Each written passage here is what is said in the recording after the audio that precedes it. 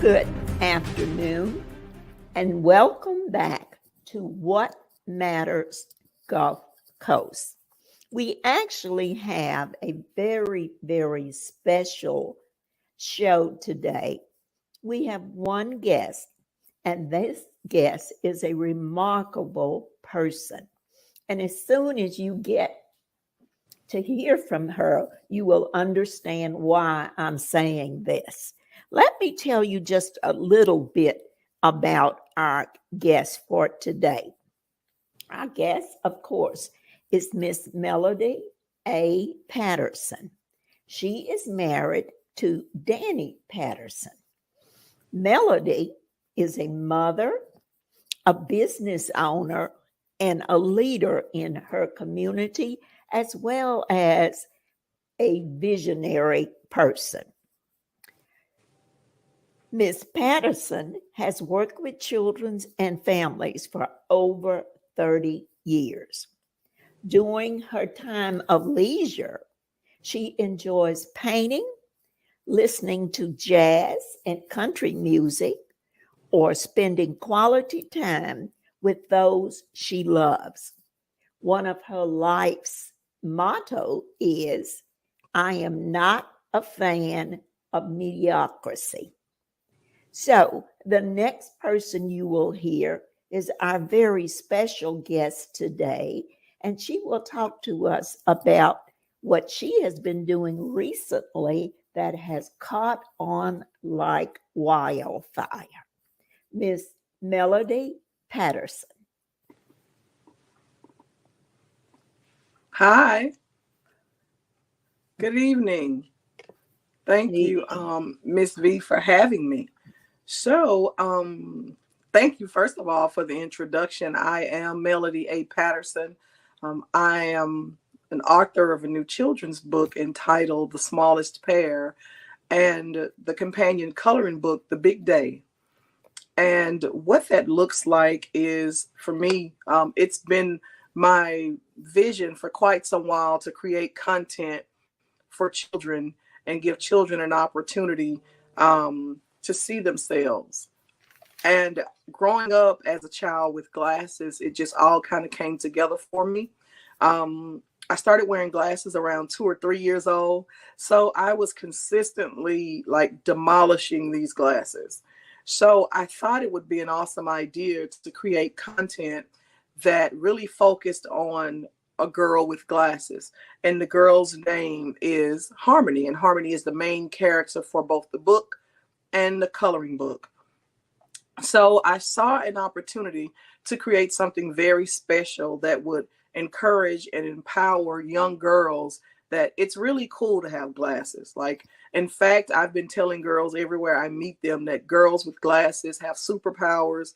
We run the world, because I want them to feel good about having glasses, as opposed to lowering their heads when they see everyone and they're like, oh, look, she has glasses. So this book has been a goal for a number of years. And it's just, I feel, a wonderful way to share my life stories with girls. I'm absolutely amazed at how people are connecting with the book. I've heard from parents, oh my gosh, I didn't expect this to happen, but I've heard from so many parents about how their children are connecting with the book.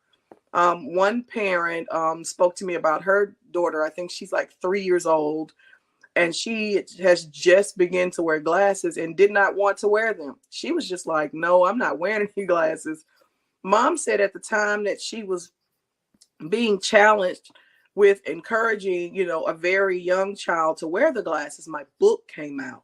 She purchased the book for the baby, and she shared with me that she's been in love ever since. She reads the book daily. She loves wearing her glasses. And I have received emails. People have been inboxing me and just communicating with me about how this book has been such a blessing. Even when their children have had opportunities to go to the doctor to have their eyes examined, there's always been a stigma and a fear even around whether it's going to hurt. And that was something I addressed in the book.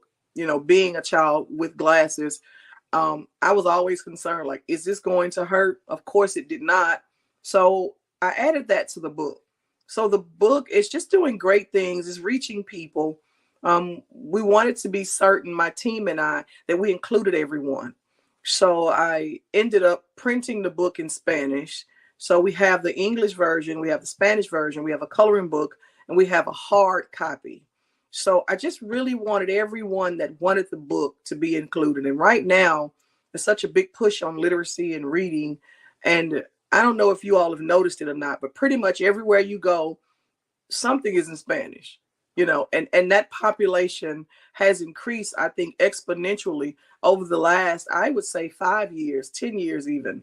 So I wanted those children to be able to read it in their language and not have to do the interpretation. If they want the English version, most certainly it's available to them. However, it was just something that tugged at me and said, let's go the extra mile and make sure that something is available for them. So it's been a great journey. We're almost a month in, and certainly these endeavors are keeping me busy. And I'm excited about that. So just very thankful for the opportunity to be able to put some very positive content out, into the world.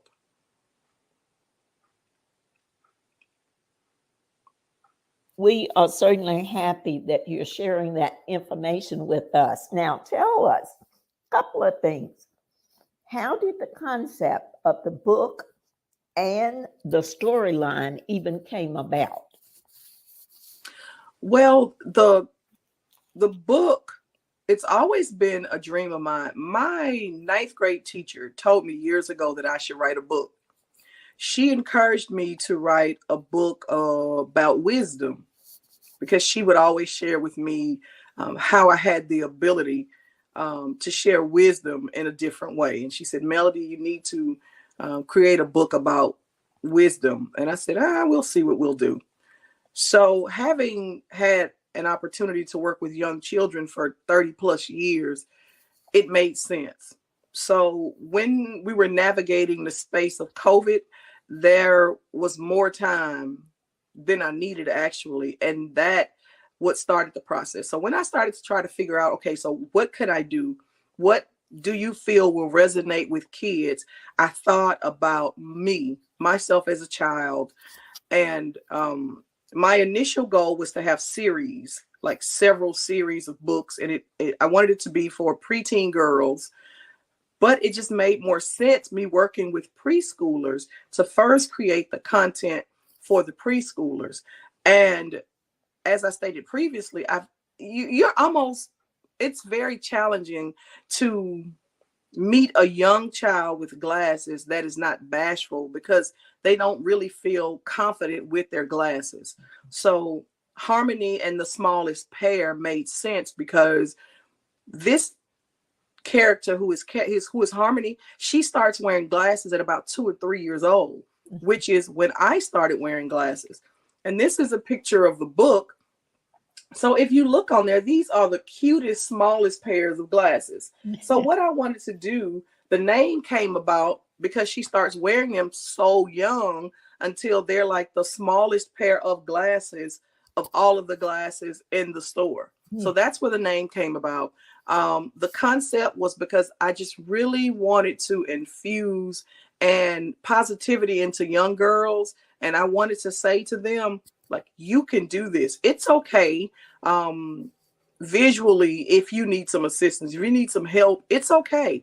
Like, you can still be just as phenomenal as you want to be with glasses, because that's not the message that we send to girls in glasses. It's, there's this stigma. Oh, she's not pretty. Oh, they're really thick. It's all of this that goes along with that. So I thought, okay. Let's change the narrative.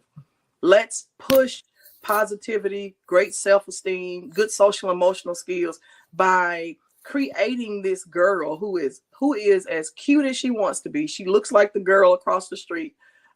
She looks like your best friend's daughter. I just wanted it to be an average child who does extraordinary things, if that makes sense. Yes, very much so. Let me ask you, what has been the reception from maybe young boys that have to wear glasses? Any kind of feedback from those parents? Yes. I read one school, I read at an elementary school, and there were 3 girls that had glasses and one little boy. And he actually had his glasses in his pocket. So he came up to me and he asked me what an author was and explained to me, like, how did I get to do that? And I went in initially to read the book to them, but the students were in like 4th grade. So we ended up reading the book together. By the time we finished, each student read a page. I read the first page and we worked our way around the classroom and each child read a page from the book. By the time we got over to him, he didn't wear his glasses, but at the end of the reading session, he placed them on. So I said, why didn't you have your glasses on? And he was just saying, I just didn't want to wear them.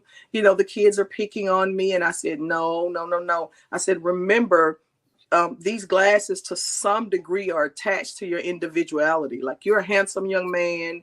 You can do this. I need you to be able to see your coursework. Like, you need to be able to understand what your teacher needs from you. And these glasses will help you do that. And I told him, I said, I love you. I'm proud of you. We're going to do this. Okay. And he just grabbed me and gave me a hug and said, thank you.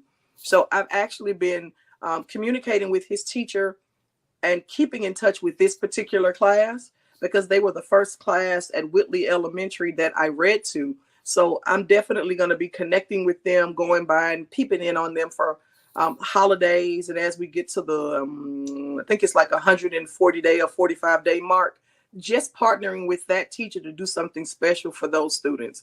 So I initially, the thought process were the girls, and I've changed it to girls and guys with glasses. And we're doing something very special with that concept that's totally different from the book as well, because there again, the goal is to ensure that kids with glasses have great self-esteem. Yes, yes, very good. Excellent. What about the color purple? Why the color purple was chosen? I chose the color purple because everyone that knows me has made the color purple my favorite color. In actuality, I do not have a favorite color. I did research the color purple and I thought, well, if I have to have one, certainly that would be it, because it's so many positive, the connotations that are associated with purple are just awesome, from royalty, you know, from richness, as it relates to the texture of the color. So when I decided to work on Harmony's attire, it just made sense. You know, if I'm going to say to young children, I want you to have great social emotional skills, I want you to have positive self-esteem, purple ties right into that. So it just made sense. And I just added a little bit of green because I thought the purple and the green looked well together. But I wanted to be strategic in my marketing and my planning for the image and for the book. So purple, it just worked perfectly. Great. Very good. Very good. I knew there had to have been a logical reason behind it, that you didn't just arbitrarily, knowing you, pick a color. Now, tell me, what places have you already visited? You talked about having gone out and read to people or read to children or what have you. Where have you gone? Who's seen you? I've been to several schools. Whitley Elementary. Actually, next week I am going to literally infiltrate Head Start centers. I was able to work with just a brilliant young lady, and we developed a campaign. The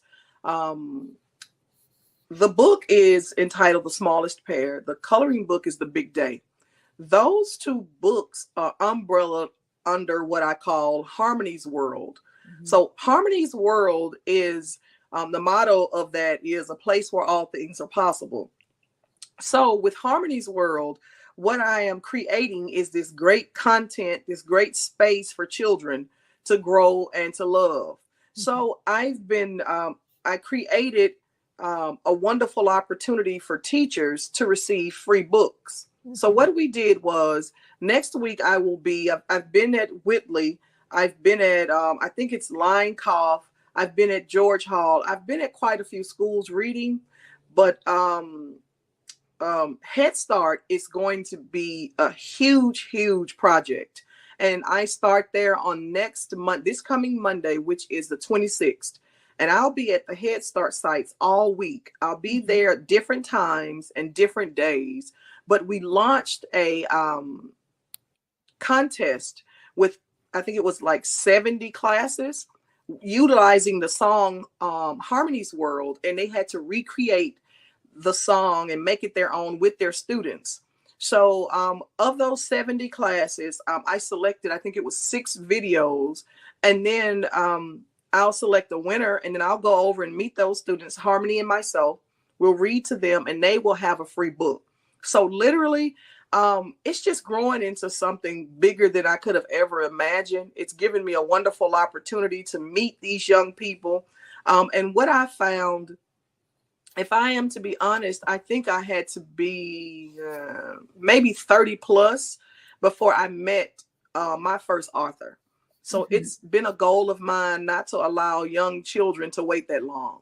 Yeah. So I've done book signings everywhere I can go to allow children to experience this new thing, this phenomenon that is Harmony's World. I've been agreeing to do so because it's my thought that the earlier they see someone that looks like them do it, then the earlier they can get to dreaming to do it. You know, I met a young lady that was a brilliant young lady. She was in 4th grade, and just to talk to her, I felt like, wow, I have to leave this meeting and go out into the world and do better. And she shared with me how she's been writing books just on paper. And this baby is 9 years old. And she said, I'm so excited to meet you because, you know, I write books. I just write them on paper. And I was like, that is the start. Exactly. So everywhere that I can go, I actually had a Zoom call with little Evie. She's one of my VIPs. She's a girl with glasses. Her aunt purchased the book for her. She read the book 10 times. 10 times within the first day. And she's reading this book like religiously. She's in love with it. She identifies with it. So, and this young lady lives in Atlanta. I actually could not get to Birmingham at the time, but I mailed books to a teacher in Birmingham, Mississippi, Texas, like literally wherever it takes to ensure that children see themselves. Like I've been, you know, the commercial says I've been everywhere, man. It feels like I've been everywhere. And I'm so very thankful for it because whatever it takes to ensure that this book reaches everyone that it's intended to reach, I am dedicating myself to do that. So it's not just limited to Mobile, you know, setting up some Zoom calls in other states, you know, because my schedule may not allow me to be there. But I have a few engagements that are coming up in Texas and in Florida as well. So we're doing great things to ensure that everyone knows about the smallest pair and the big day, which is the coloring book. Okay, talk to us a little bit about, we've spent a lot of time on the smallest pair. Talk to us a little bit about the big day. Okay, the big day is the companion to the smallest pair. Now, the big day was created because, as I stated, working with children for 30 plus years, until children really understand what books are for and how to use them properly, they will either scribble in the book or color in the book. So I thought, let's create a coloring book in hopes that we won't have that. They can really preserve the book for reading and allowing it to be a great conversation piece. So we created this book, The Big Day. And if you see, you can see it pretty good. I was certain to create the book with jumbo images. So it's no struggling. You don't have to struggle to view the images or to color them, because I did some research and I was looking at some coloring books and I saw great coloring books on the market, but the pictures would always be so small. And I thought my demographic, you know, it's younger children. So they need to have space to create. They need to, you know, be able to scribble and color, you know, however they desired. So I'm really, really proud of the book. because it's not the standard size. Hopefully you can see it from this image. It's not like your standard size. If you see the size of my hand there, it's not at all a little book. It's huge. It's closer to like 11 by 14. I don't know the exact size, but it's a huge book with great pictures. And all of the characters from the book are actually in the coloring book. So let's just say if you love Dr. Dan, in the book, Dr. Dan is also in the coloring book. My 5th grade teacher, Sheila White, is in the book. She's in the coloring book. My siblings are in the book. They're in the coloring book. So the same images. So if you love the images, you know, don't color in your book. Get your coloring book and you can color there. Great, great. Wonderful idea. Wonderful concept there. Okay. What about later on? Are there any plans for a sequel or a series of books following this one?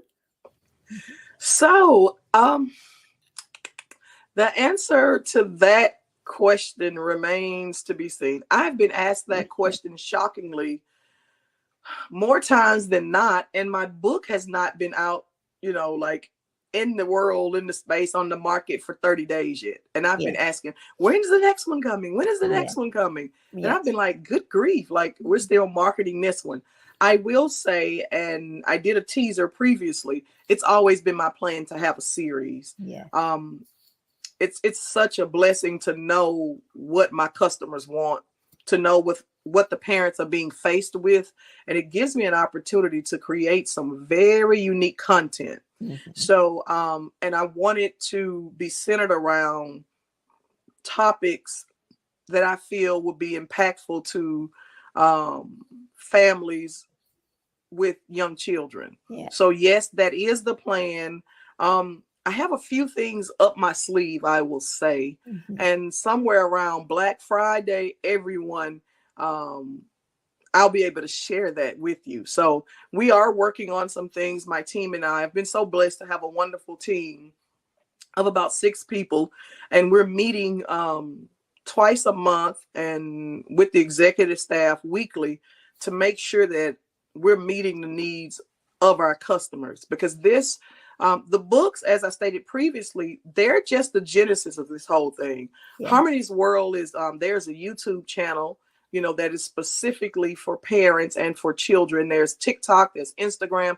We're everywhere because I really want this to be a movement that is so much bigger than the book. The book is the catalyst for everything else that is to come. I do want children to be able to go on YouTube. They're doing it anyway, and click onto Harmony's World and hear great music, to see Harmony doing some specific things, you know, some cooking classes and recipes. All things parents and children can be found in Harmony's World, which is the YouTube channel. So that's a very big piece of the overall component / umbrella, is to ensure that children have a safe space that they can connect to. Because we all know that there's a lot of different things out there on YouTube and online.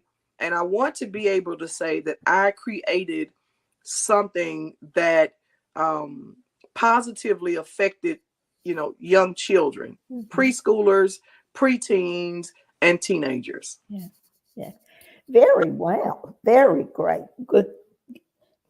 Enjoyed your interview. And I'm sure that our listening audience will pick up copies for their children or their grandchildren. They are excellent. This would be an excellent gift around Christmas time, Thanksgiving time, or whenever.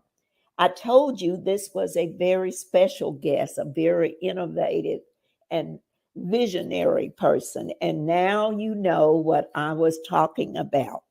We are so glad to have you, Miss Melody A. Patterson.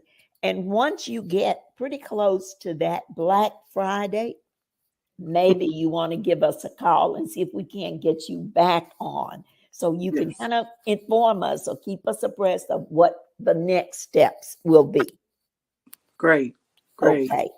And we have online, we have on our Facebook account where the books are located. You can get books from Amazon online, Barnes and Noble, and Books A Million.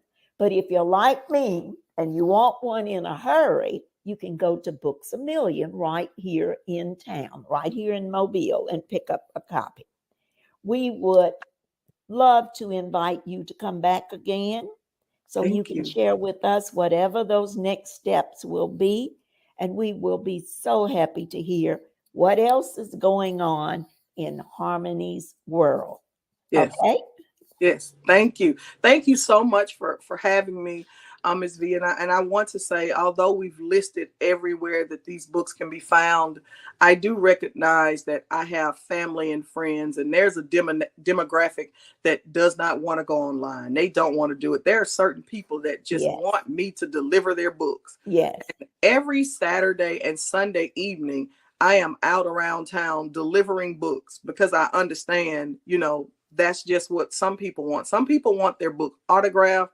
People Yes. want, me to take pictures with their child that wears glasses.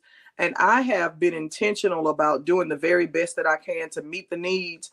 Everything from Zoom meetings to meeting the people wherever they are, whatever we need to be able to meet your need, whatever I need to do to meet your need, rather, I'm more than willing to do it. I just want people to be blessed by this endeavor.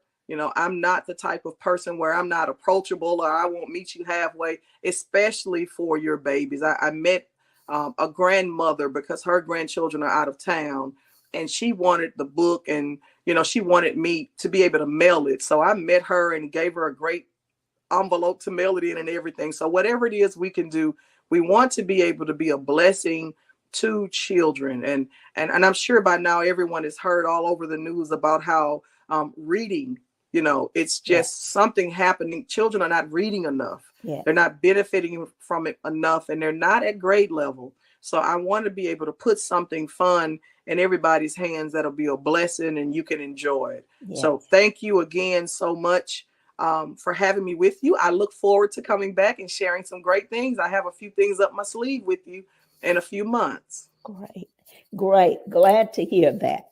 And we certainly thank you for taking this time with us today.